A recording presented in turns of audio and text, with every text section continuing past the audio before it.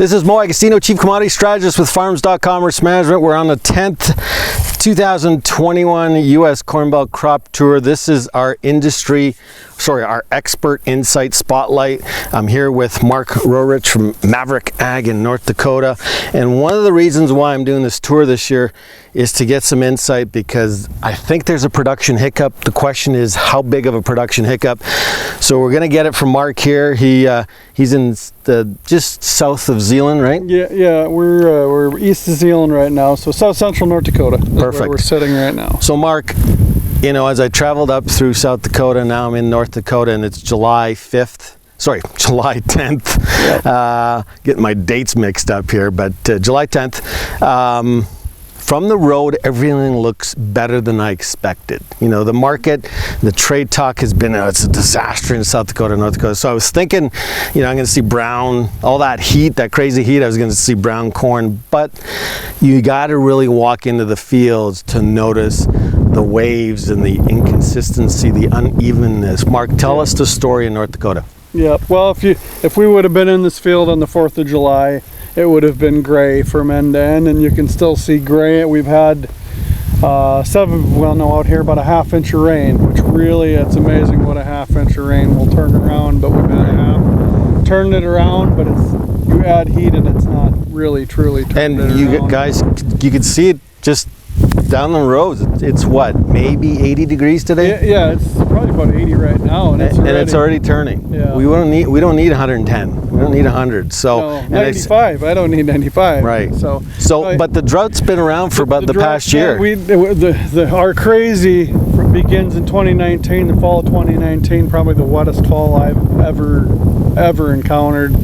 2020, there's a weather site 3/4 mile from here. 2020. 19.6 average inches of rain. 2020 we had 10 inches. Right. So right here. Now this year, so far accumulated is 5 inches for this year. So we're just trickling along. We had got a good stand. Yep. Had a good like about 3.5 inches in May, and that really set us up, and it gave us really some good momentum. Everyone had good hopes, but turned off in June, and you know, June was 80 hundredths, and so far it's been under 60 in July. And right. We're depleting we have a good soil bank of moisture, and we're working on depleting it, and that's right. Yeah, and put heat against this, and when it goes to reproduction, it's going to look. It's going to look sad. This is not even the bad stuff. You guys got some rain, but as you go further north, it's worse. Yeah, right? There did not get those May rains. Poor stands in wheat, poor stands in corn. Poor stands in canola. Whatever crop you put in the ground, if it doesn't rain in May, you're not going to have a good stand. So the beans look short like everywhere, but if we get a good finish, beans are probably the best crop in North Dakota.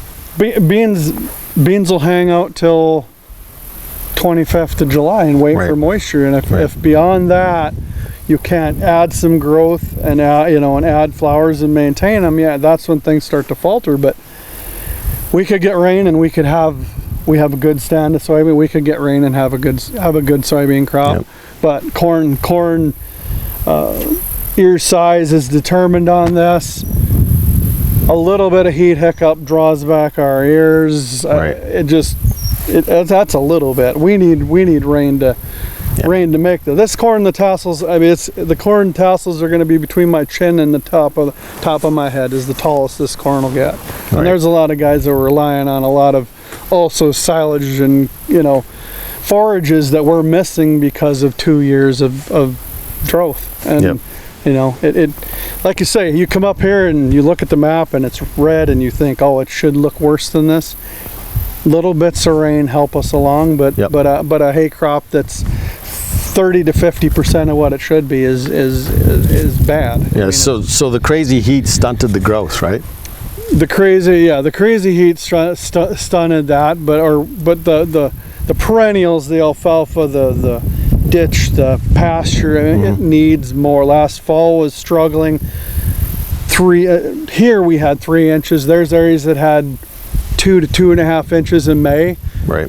When cool season grasses, and April was 1/3 of an inch. Right. April rain May heat makes grass. So You get no April rain, you get May rain, and then you get Right. heat, and it takes off, and it says, "Hey, I can't do this," and that's what you're. so is the subsoil moisture gas tank empty? It's not empty yet. Not There was 2020. There's a bunch of PP. Those acres, I have some springweed on those acres.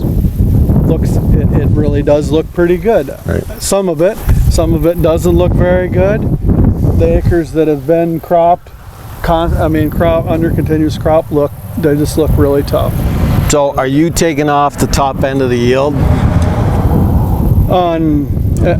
Everything except for soybeans. Right now, 15, 20%? Oh yeah, yes, yeah. I would say And the corn is between 15 and 20, pretty handle. I mean, I've had man-high corn do pretty well, but I don't get above average. We don't get above average corn yield unless, the corn is 8 feet tall. Right. You get above average. So you have a plant to put into an. Right. So typical average 130, 150? Yeah, 150, 140, 150 is our Okay. average. If this gets rain, 120. If you don't? I've combined 50. Okay. I've combined 30. Okay. Where your little miniature Right. nubs of ears it happens. It happens, but it's tough. Mark, thank you. Yeah, thank you. This is the Expert Insight Spotlight with the 2021 U.S. Corn Belt Crop Tour. My name's Agostino. Thanks for watching. Take care and stay safe.